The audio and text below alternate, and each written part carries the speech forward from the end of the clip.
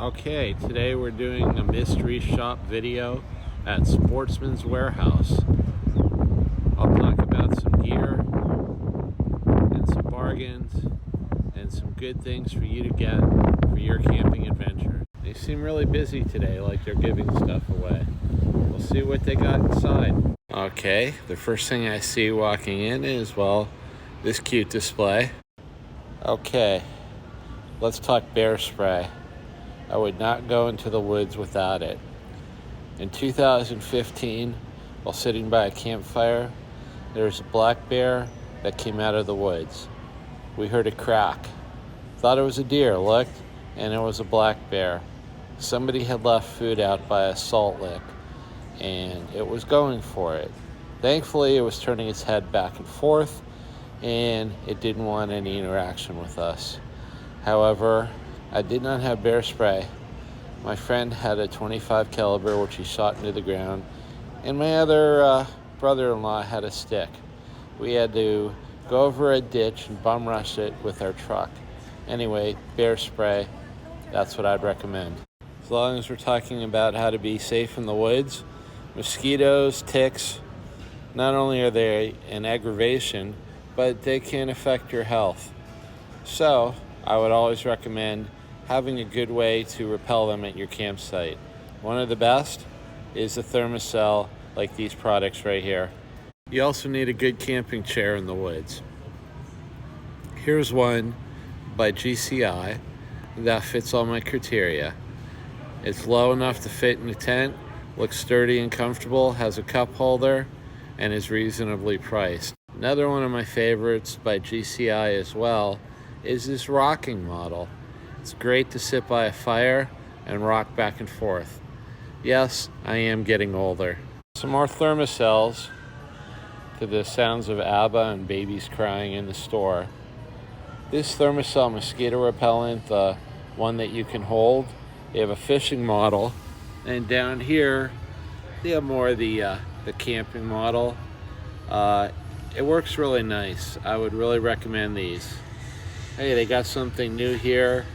A Skeeter Hawk backyard mosquito station. Looks like an electric bug zapper. To me, the more things you can have to keep the bugs away, the better your camping adventures are going to be. Okay, here's off. This is DEET. If you remember from my mosquito repellent video, this can harm plastics, synthetics, and also take the color out of your clothing. So if you're worried about any of that, or you might be susceptible to a DEET reaction, I'd recommend the other spray made out of pickardin. Okay, let's talk food. Peak Refuel. Okay, this is some of my favorite camping food. It actually tastes like real food that you'd want to serve. Mountain berry granola for breakfast, you can't beat it. If you're a little more on the spicier side, there's biscuit, sausage, and gravy. Never really tried the breakfast skillet. That looks good. Sweet pork and rice. A lot of flavors to choose from. Don't forget fuel for your camp stove. Here's some Mountain House. They changed their packaging, but still good stuff. And I'll tell you what, they got some good stuff here. Peach cobbler, highly recommend. They have kind of like signature series from Chad Mendez, Backcountry Bison Bowl. I recommend that. Again, this is food that you'd want to serve at your table. And I'm a big Alfredo fan, being Italian, so chicken Alfredo pasta is one of my favorites. Safe. Always be safe in your backwoods adventures. They get a good selection of first aid products. Highly recommend taking a trauma pack kit with you in the woods in case you do have an injury that requires you stop bleeding, and a good general first aid. Here's my favorite axe, the Gerber 17.5 inch hatchet. And then they got the bigger 23.5 inch axe. I have that too. And I have the smaller one. I always seem to go for the one in the middle. Don't forget your survival stuff. a good survival kit that is prepackaged, like this one from SOL, the Scout, I highly recommend. It's just easy to shove in your pack and go, and it has some good components to it. A little bit, if you're looking for a little bit less expensive first aid options, the kits from Lifeline are decent. You can add to them. They get a nice hard shell case, and there's an option for your needs. Their hammock section looks picked over. I always want to go for the darker, more muted colors in the woods.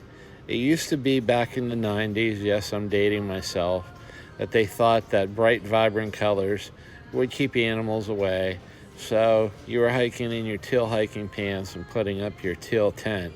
Well, however, actually the more muted colors that don't attract you are better in the woods. In addition, don't forget the proper sleeping pad. Any option by Thermarest is great. I love these Escape bivvies just to keep on hand by SOL. Heat reflective. They keep the wind off you, light rain, and they also breathe, so they don't condense as much as the non-breathable options. Here's a great pack, top rated by Mystery Ranch. Camelback. They got a good selection of packs here. Osprey. Teton Sports, one of my favorite brands for value and decent quality. Make sure the pack you get is big enough for the maximum adventure you're going. A 3,000 cubic inch pack usually does it for day hiking or a light overnight. And then I go up to a 4,500 pack if I'm going on a 2 or 3 day adventure. And then I got a 6,000 cubic inch pack if I'm going for up to a week. As I'm getting older, I can't carry as much anymore. So I've been doing a lot of day hikes and overnights, and my 3,000 cubic inch pack to 4,500 cubic inch pack are in most use. Hiking shoes are important. I've always been kind of partial to Merrell. I have noticed that their sizing's not the same as it used to be, so I always have to buy a half size up. Generally an 11.5 in a waterproof. When I'm an 11 in a regular dress shoes works. High-end model. Now here's something cool. It looks like a Merrell dated a Skechers, and this is what resulted. It looks like a pretty cool shoe. For the ladies in the audience, this Merrell would probably rock for you. Real nice look to that boot. Hiking socks are very important. Here's a sustainable brand by Farm 2 Feet. Okay, let's talk knives. Gerber makes a good knife. It's all based on what your needs are. I like the strong arm. It's one of my favorite knives. It's made in the US. It's reasonably priced, under $100. It's got a nice feature set for both survival and bushcrafting and tactical use. It's a great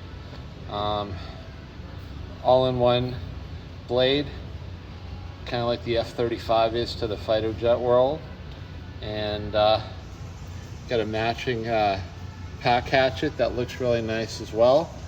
I recommend spending a little more to get a quality knife. Again, you don't have to get a top-of-the-line model, but hey, these are nice models. Then you got one of my favorite multi-tools here, the Suspension Turbo. This Suspension NXT. Basically, again, reasonably priced, good set of tools, reasonable quality. Everyone needs a good insulated water bottle. Hydro Flask is generally my go-to. They're reasonably priced and they hold up well. They got a nice selection. Hiking clothing is important. Dress for the conditions you're in. Columbia makes some really nice clothes. This shirt appears to be synthetic, has a nice wicking inner, short sleeve now that it's getting summer, button down, and looks like it has all the feature set you need. Here's a really nice pair of hiking shorts for the summer, again by Columbia. They have a built-in integrated belt, enough pockets, and seem to be made of the right material. I'm old school. The zip-on, zip-off gives me more options. Again, a nice pair of pants from Columbia. Don't forget the rainwear. Always pack a rain shell wherever you're going, and pants if you think it's going to be really bad. And it's hard to beat a good wicking t-shirt as a base layer.